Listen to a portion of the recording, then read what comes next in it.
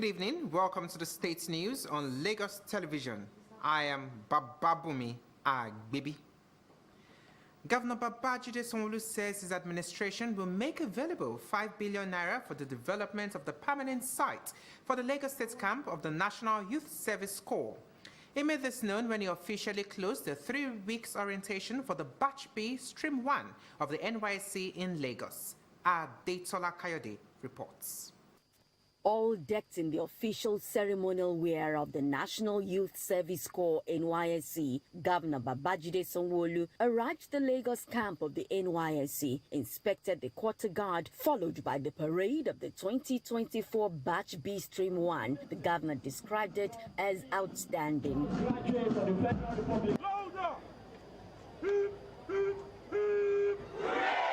Governor Sanwo-Olu recalling with nostalgic feelings his own service year 37 years ago in the old Bauchi state, welcomed them to Lagos, the land of opportunities, urging them to challenge status quo, contribute meaningfully, dare to be different, serving with all sense of patriotism as the world is waiting. As you venture into various fields, I urge you to exemplify the lessons of discipline, perseverance, teamwork, and a unique sense of patriotism. I want to assure you that Lagos will receive you well. Lagos will prepare you for that future. Lagos will give you that enablement that you require for you to succeed going forward. In what appears like Christmas in July, Mr. Governor came with some goodies, including a brand new 32-seater bus, 100,000 naira each for the over 4,000 corps members in Batch B Stream 1, 100 million naira for members of staff and supporting agencies, plus 5 billion naira for the full development of the NYSC permanent site with modern and fully equipped facilities, amongst other goodies. We will ensure that before the end of our administration, that permanent site will be available for the future coming NYSC corps members. And so with all sense of responsibility, and because you've been very hardworking, each and every one of you will go home with 100,000 naira. The best 100 will have the first right of refusal to join the public service of Lagos State. In respect of your profession, we will create a space for you and we will give you an automatic employment. But you will need to play your part for the next 1 year. The 4,254 corps members who have been enjoined to prioritize their place of primary assignment are all set to serve under the sun and in the rain in different sectors of Lagos's economy to round off the service year. Adetola Kayode, OTV News. In its quest to make healthcare services accessible and affordable to residents, the administration of Governor Babajide Sanwo-Olu has launched the Ilera Eco Standard JARA Health Insurance Plan and virtual booths. Now, Governor Sanwo-Olu asked Lagos residents of all classes and age to register for at least one plan from the Lagos State Health Management Agency. Again, Adetola Kayode reports. As part of efforts at fulfilling the plans of the second pillar of its Things Plus agenda, the Lagos State government introduced the Ilera Eco Health Insurance Initiative targeted at achieving universal health coverage in Lagos. This time, it is introducing the standard JARA Health Insurance Plan plus Ilera Eco virtual booths in 5 locations in the state. At the official launch, Governor Babajide Sanwo-Olu says this initiative will go a long way in improving healthcare accessibility, reducing the financial burden of medical bills with heavily subsidized healthcare, so everyone can have access and affordability in all the nooks and crannies of the city-state. Starting in August 2024, all Lagos State pensioners will receive a free 1-year Ilera Eco coverage, which will ensure their access to healthcare even while in retirement. We're doing all this to further our universal health coverage goal. The governor, who confirmed that he has signed an executive order mandating everyone to be at least on one plan, shunning every form of self-medication, called on the private sector to also take advantage of the unique opportunity. This administration believes more on enlightenment, engagement, and collaborative effort rather than enforcement. The law still stands to be implemented and obeyed. Therefore, vendors, violators of this law will not go unpunished when the enforcement takes its full course. We've given ourselves a target. Within the next 1 year, we might have up to 250 to 300 of these booths. Please let us utilize this facility. We brought these things to you. We brought it closer to where you are. We brought it closer to where your shops or your market or your offices are. Please let's make use of them. The event also featured the investiture of Governor Babajide Sanwo-Olu as the Grand Ambassador of the Universal Health Coverage in Lagos, whilst both the governor and his deputy, Obafemi Hamzat, were decorated ambassadors of Ilera Eko. Adetola Kayode, OTV News. Lagos State government has debunked a viral fake news on social media stating emphatically that the state has not reintroduced the monthly environmental sanitation and is not starting any movement restriction by July ending. In a statement signed by the State Commissioner for the Environment and Water Resources, Tokunbo Wahab, he urged all residents to disregard the contents of the viral fake news and go about their lawful business activities, adding that there will be no restriction of movement on the last Saturday of July as erroneously included in the fake news. Wahab explained that what Governor Babajide Sanwo-Olu announced during a sanitation sensitization exercise at Campus Playground, Lagos Island, was that the state will start a weekly community-based sensitization and awareness exercise that will involve all residents. Tokunbo Wahab added that at no time did Mr. Governor make a pronouncement that the monthly exercise and restriction will start in July or any other month for now. The commissioner urged all residents to imbibe the culture of cleaning their surroundings all the time and not wait until the government declares a particular month for commencement of sanitation or restriction of movement.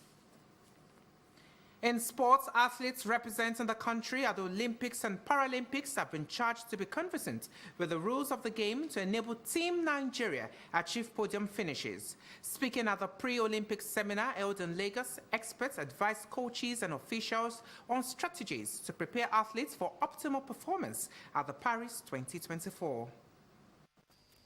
Speaking on the topic Olympic spirit and global peace, the lead speaker said athletes and coaches must have it at the back of their minds that the Olympics is not all about winning but to foster global peace. The Don from the Lagos State University reminded athletes to be mindful of their nutrition, training schedule, constant change in the rules of the game, and to try as much as possible to be at their best at all times. In her paper titled Last Minute's Essentials for Team Nigeria Podium Success in Paris 2024, NIS-led Dr. Joy Miyaki said now is not the time for rigorous training, but learning strategies and physical conditioning for athletes to avoid poor performance at the games. Dr. Miyaki admonished athletes on the need to stay off drugs, no banned supplements, stay in high spirit, and avoid unnecessary stress from fear of opponents. In their own contributions, Lagos Liaison Officer of the Sports Ministry, Nkana Umbora, and President General, Nigeria Football Supporters Club, Dr. Rafiu Ladipo, commended the National Institute for Sports and News Staff Communications for organizing the seminar.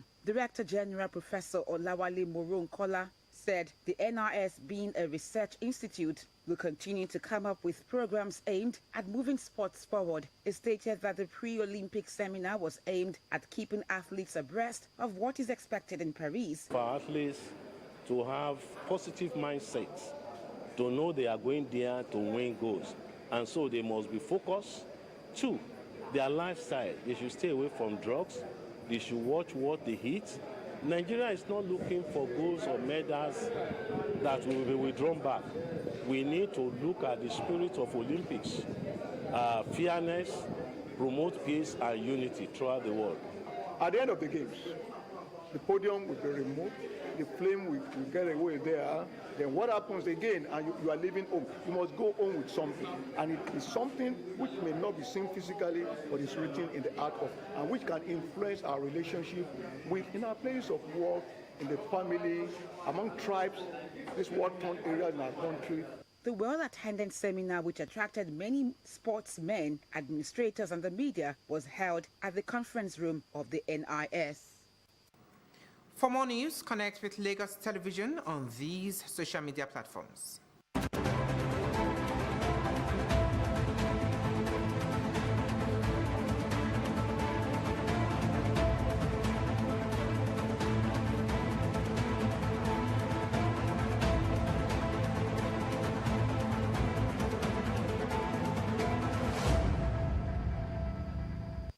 A quick reminder to call Lagos toll-free lines 767 or 112 in case of emergencies. Many thanks for watching. I am Bababumi Agbebi Adewale Adekomi and Kefis Daniel are standing by for the translations of the news in Yoruba and Ugu. Stay with us.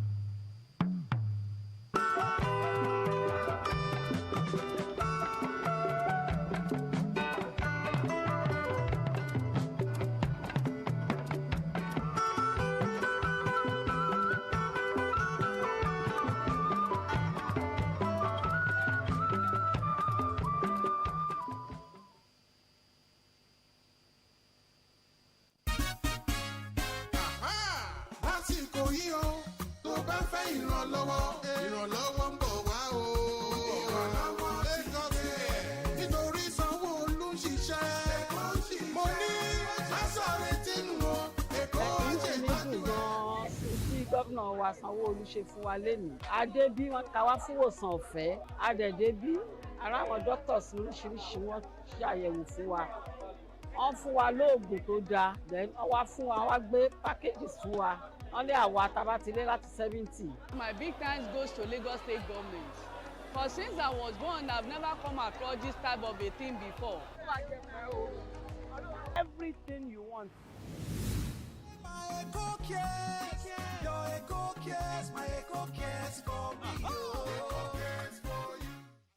Do you know that as a viewer, you have the right to complain about any broadcast content or conduct of Lagos Television you are not pleased about? For any of such complaints, call or SMS Director Programs on 00333-44915, Director News 003-696-2772, or Head Marketing 0022829898, or any of our social media handles.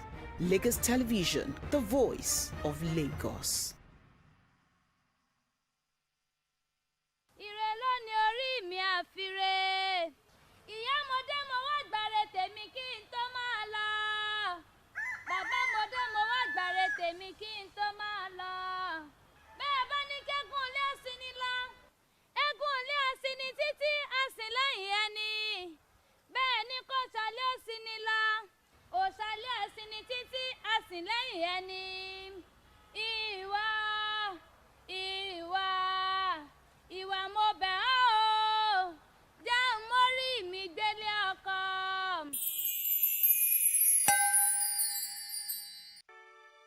This is Lagos Television, the voice of Lagos.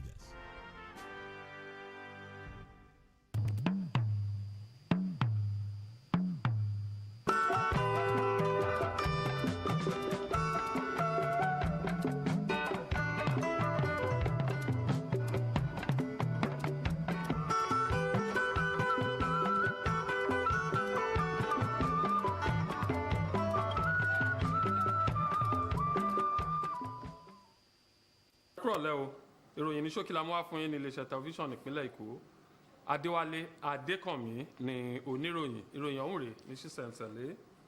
Gómìnà ìpínlẹ̀ Èkó Babájídé Sanwó-Olú sọ pé ìṣèjọba rẹ̀ yóò pèsè bílíọ̀nù márùn-ún náírà fún ṣíṣiṣẹ́ ibi ìpàgọ́ onítìhàn rere fún àwọn àgùnbánirọ̀ ìpínlẹ̀ Èkó àtàwọn ohun àmúyẹ míì.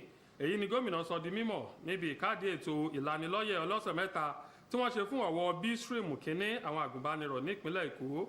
Aṣojúkọ̀ròyìn wa Adétọ́lá Káyọ̀dé tó wà níbẹ̀ já alábọ̀ pé tòkè tilẹ̀ tí gómìnà Babájídé Sanwó-Olú wọ aṣọ àwọn àgùnbánirọ̀ ni wọ́n gúnlẹ̀ síbi ìpàgọ́ náà lẹ́yìn ṣíṣe àyẹ̀wò ikọ̀ tó dúró wámúwámú tí yíyan bí ológun ọ̀wọ́ B-Stream kínní sì tẹ̀lé. Gómìnà ṣàpèjúwe àyẹ́sí náà gẹ́gẹ́ bí àmóríyá. Bẹ́ẹ̀ ni gómìnà sọ ìrántí ìgbà tí wọ́n ṣe àgùnbánirọ̀ lọ́dún 17 sẹ́yìn ní ìpínlẹ̀ Bauchi tí wọ́n sì kí àwọn àgùnbánirọ̀ náà káàbọ̀ sí ìpínlẹ̀ Èkó àròmísà lẹ́gbẹ̀lẹ́gbẹ̀ ilẹ̀ tí àǹfààní ọlọ́kan òjọ̀kan ṣodo sínú ẹ̀ tí gómìnà sì rọ̀ wọ́n wípé kí wọ́n pa kítí mọ́lẹ̀ kí wọ́n kó ipa tó nítumọ̀ nínú ìṣiṣẹ́sìnlú bí gbogbo àgbáyé ṣe ń retí wọn. Nínú tá a lè pè ní kérésì nínú oṣù keje gómìnà fi ọkọ̀ akérò tuntun ṣáṣá elérò 32 ẹgbẹ̀rún lọ́nà ọgọ́rùn-ún náírà fún nǹkan tó lé ní ẹgbẹ̀rún 4 àgùnbánirọ̀ ní ọ̀wọ́ B-Stream kínní nípínlẹ̀ Èkó 100 mílíọ̀nù náírà fún gbogbo òṣìṣẹ́ fún àtìlẹ́yìn bílíọ̀nù 5 náírà fún ìdàgbàsókè ibi ìpàgọ́ onítìhàn rere pẹ̀lú àwọn irinṣẹ́ ìgbàlódé ni gómìnà fi dá wọn lọ́lá. Wọ́n ní ojúnà ìpèsè ìlera èyí tó péye tí owó rẹ̀ kò sì gani lára fún aráàlú. Ìṣèjọba gómìnà Babájídé Sanwó-Olú ti ṣe ìfilọ́lẹ̀ ètò ìbánigbófò tí wọ́n pè ní ìlera Èkó Standard Jara Health Insurance Plan. Gómìnà Sanwó-Olú wá rọ gbogbo olùgbé ìpínlẹ̀ Èkó pé kí wọ́n forúkọ sílẹ̀ fún ó kéré tán àlàálẹ̀ kan pẹ̀lú àwọn iléeṣẹ́ aṣojú ètò ìlera ìpínlẹ̀ Èkó. Aṣojúkọ̀ròyìn wa Adétọ́lá Káyọ̀dé kan náà tọ́rọ̀ ṣojú ẹ̀ ó já alábọ̀ pé nínú àyàn ìmúṣẹ òpó kejì òpó ìṣèjọba tí wọ́n pè ní Teams Agenda ìjọba ìpínlẹ̀ Èkó ṣe àgbéjáde ètò ìlera tí àfojúsùn rẹ̀ jẹ́ ìpèsè ètò ìlera tó bá ti àgbáyé mu ní ìpínlẹ̀ Èkó. Lọ́wọ́ yìí wọ́n tún ṣe àgbéjáde ètò Standard Jara Health Insurance Plan pẹ̀lú ojúkò rí mi kí n rí ọ Èkó sí ojúkò 5. Níbi ìfilọ́lẹ̀ náà gómìnà Babájídé Sanwó-Olú sọ pé ìṣèjọba rẹ̀ yóò ṣe gbogbo ohun tó bá yẹ láti mú ètò ìlera sunwọ̀n sí i ní ìpínlẹ̀ yìí kó ṣeé súnmọ́ kó dín ẹrù ìnira aráàlú kù nípasẹ̀ ètò ìrànwọ́ owó kíkó wá ní tìbútòrò ìpínlẹ̀ yìí lè ní àǹfààní sí i. Ìjọba ìpínlẹ̀ Èkó ti sẹ́ ìròyìn tó ń jà lórí ẹ̀rọ ayélujára tí wọ́n sì sọ ní pàtó pé ìjọba ìpínlẹ̀ Èkó ò tí ì gbé ètò gbáléǹgbáta olóṣooṣù padà. Bẹ́ẹ̀ ni ìjọba ò bẹ̀rẹ̀ ìdènà lílọ bíbọ̀ ọkọ̀ níparí oṣù keje yìí. Nínú àtẹ̀jáde tí kọmíṣánná ètò àyíká àti ọ̀rọ̀ omi Tókunbọ̀ Wahab buwọ́lù ni wọ́n ti sọ wípé iṣẹ́ ọwọ́ àwọn agbẹ́kẹ̀yìde tí wọ́n máa ń fẹ́ ṣe aráàlú lọ́nà ní ìròyìn ọ̀hún. Wọ́n wá rọ gbogbo aráàlú pé kí wọ́n má ka ìròyìn ẹlẹ́jẹ̀ náà sí kí wọ́n máa bá iṣẹ́ wọn tó bófin mu lọ tí wọ́n sì fi kún pé kò sóhun tó jọ kónílé ó gbélé tàbí dídènà lílọ bíbọ̀ ọkọ̀ ní ọjọ́ àbámẹ́ta sátidé tó kẹ́yìn oṣù yìí lòdì sí bí àwọn kan ṣe ń gbepò yẹnu. Wahab sọ pé ohun tí gómìnà Babájídé Sanwó-Olú kéde níbi ètò gbáléǹgbáta ní pápá ìṣeré campus erékùṣù Èkó ni pé ìpínlẹ̀ yìí máa bẹ̀rẹ̀ ètò ìlanilọ́yẹ̀ àti ìtanijí ọlọ́sọ̀ọ̀sẹ̀ lórí ìmọ́tótó agbègbè tí gbogbo aráàlú sì máa lọ́wọ́ nínú ẹ̀ pé kò sí ibì kankan tàbí ìgbà kankan tí gómìnà kéde pé ètò gbáléǹgbáta olóṣooṣù àti dídènà lílọ bíbọ̀ ọkọ̀ máa bẹ̀rẹ̀ nínú oṣù yìí tàbí láwọn oṣù tó ń bọ̀. Kọmíṣánná wa rọ gbogbo aráàlú pé kí wọ́n sọ ìmọ́tótó di àṣà pàápàá ìmọ́tótó agbègbè àti àyíká wọn kọ́ má dúró di ìgbà tí ìjọba bá sọ pé kí wọ́n tó ṣe bẹ́ẹ̀ kí wọ́n tó ṣe é. Eré ìdárayá wọ́n ti rọ àwọn ikọ̀ eléré ìdárayá tó máa ṣojú orílẹ̀-èdè nínú ìdíje Olympic àti tàwọn àkàndá nínú Olympic pé kí wọ́n di ojúlùmọ̀ àwọn òfin àti ìlànà ìdíje náà kí Nàìjíríà lè kẹsẹ̀ járí nínú ìdíje ọ̀hún. Níbi ìdánilẹ́kọ̀ọ́ ṣáájú ìdíje Olympic èyí tó wáyé nípínlẹ̀ Èkó ni àwọn akọ́ṣẹ́mọṣẹ́ ti gba àwọn olùkọ́ àtàwọn adarí eré ìdárayá nímọ̀ràn lórí ọgbọ́n inú tí wọn yóò fi múra àwọn eléré ìdárayá sílẹ̀ kí wọ́n lè ṣe dáadáa nínú ìdíje Paris 2024. Ní sísọ̀rọ̀ lórí àkórí náà ẹ̀mí ìdíje Olympic àti àlàáfíà àgbáyé òǹléwájú òǹjíròrò pé àkíyèsí àwọn olùkọ́ àtàwọn eléré ìdárayá sí i pé kí wọ́n ní lọ́kàn pé lájorí ìdíje náà kì í ṣe jíjáwé olúborí nìkan bí kò ṣe lílépa àlàáfíà àgbáyé. Ọ̀gá àgbà láti fásitì ìpínlẹ̀ Èkó wọ́n á rọ àwọn eléré ìdárayá náà létí pé kí wọ́n ṣọ́ ohun jíjẹ tí wọ́n máa jẹ kí wọ́n tẹ̀lé àlàálẹ̀ ìgbáradì àti ìyípadà òfin ohun ìlànà ìdíje láti gbàdégbà kí wọ́n sì gbìyànjú láti sa gbogbo ipá wọn ní gbogbo ìgbà àti nígbà gbogbo kí wọ́n lè méso jáde níbi ìdíje náà. Ìròyìn kò jù báyìí lọ. Adéwálé Adékànmí lórúkọ tèmi. Ẹni tí ó bá ṣe àtúpalẹ̀ sédògùn Kevas Daniel ó ti múra sílẹ̀. Àìbámọ̀ tẹ́ bá ṣe kò ń gé àwọn ìṣẹ̀lẹ̀ tó nílò ìdásí ìjọba ní kíákíá ẹ pé 767 tàbí 112 ọ̀fẹ́ nìpè nǹkan wà ní ṣe wá àwa láò máa ṣe nǹkan.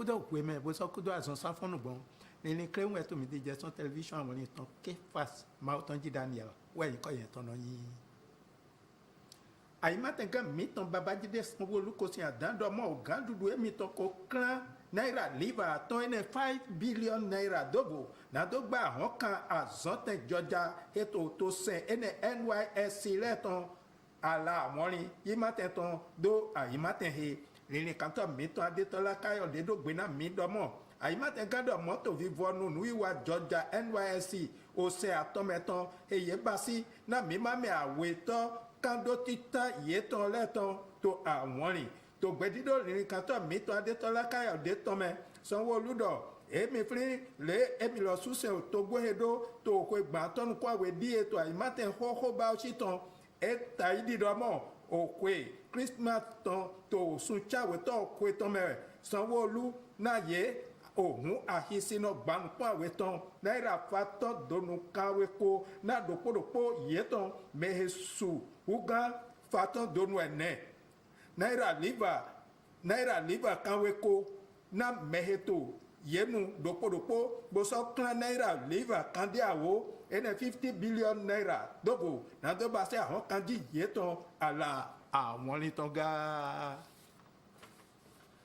àyèmátẹ̀gá mìtàn Babájídé Sanwó-Olú kò hùn ti tó àhọ́hìn hẹ́mẹ̀ àgbàsárí ló tàn dé èyí ìrọ́dọ̀mọ́ ìlera Èkó Standard Jara Health Insurance Plan dó àwọn rìn mọ́wẹ́ ẹ̀sọ́ ọ̀hún òfin kírẹ́ùnkírẹ́ùn àtọ́n ètò mẹ́nulẹ̀ nánà bẹ́ẹ̀ mímátò títò lọ́mẹ́tẹ̀gá tó hó ẹ̀tọ́mẹ́ àyèmátẹ̀gá dóhìádọ̀ àzọ́n fífẹ́dẹ́wẹ̀ títò àgbàsárí ló tàn yín tó títò gàdúdú èmi tọ́mẹ̀ tó Teams Plus tán ehe yezeda ime ehe me gandudu basi awubo na to menule po te na dono su mima aton to ene to kwe yeto le to me mo we Sanwó-Olú do na lenu harudu le nino wure bona fi e gandudu basi le po da ye ni do doji na to menule o gandudu ayi won te àwọn ri ton ko do hodo la lo pété uwe leni he yeto zize péto medo tito wíwé tsetse lẹ́dọ́tàn konyi gígọ hẹn lódò bonasọ bẹ́ẹ̀ tó fífọ́nù òsùn hẹmẹ̀mí tẹ̀ tán bọ̀ yígọ mà ná tì tó bòdìsàgbè ẹ̀gbọ̀ngòdò tó òsùn tsáwé tọ́ hẹmẹ̀ gbèdétọ́ tito lẹ́dọ́pọ̀ òsìn kpótàn tó kúnbọ̀ wàhábdọ̀ hódọ̀ òhólọ́ máa yin gbọ̀n mọ́gbá ẹ̀dọ́hìádọ́ mọ̀ núhẹ̀ àyèmátẹ̀ gádọ̀ tó àyèhúndàtẹ̀ ehe tito lókpódé àwọn rin tán wẹ̀yìn dọ́mọ̀ ògán dúdú náze tito lẹ́dọ́niwétọ́ jẹ̀gbónú tó má-dẹ́mẹ̀ ehe náà di kémẹ́lẹ́ kpó ní bẹ́ẹ̀ mímá tó emẹ́yìn dọ̀ gán dúdú bá sí tito ètò vọ́pó edọ̀ náà mẹ́lẹ́ kpó ní di ké lẹ́dọ̀ yétọ́ ní wé tsetse tó sálẹ̀ kpó mẹ́ yẹni máa nọ tẹ kpọ́n àzán kíkra dó vodé wẹ́ kpódó tó lẹ́dọ̀ yétọ́ hẹ́n wé simblo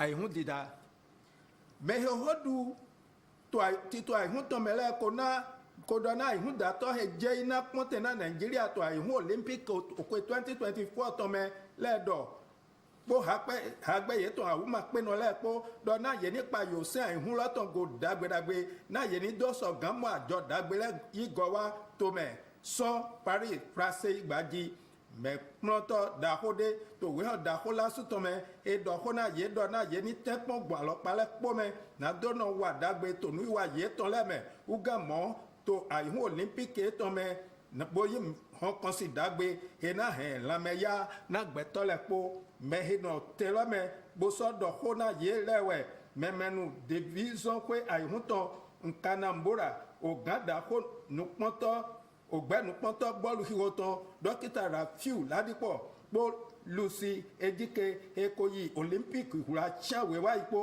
mɔwɛ òwéyɛtɔ ọláwálé moronkɔla dɔnna yédɔmɔ nukplɔ zɔkoe ayihutɔ NNIS na yi salɛ kpɔmɛ dótó alɔgɔ hedzɛlɛ basina ayihudatɔ mitɔ lɛ.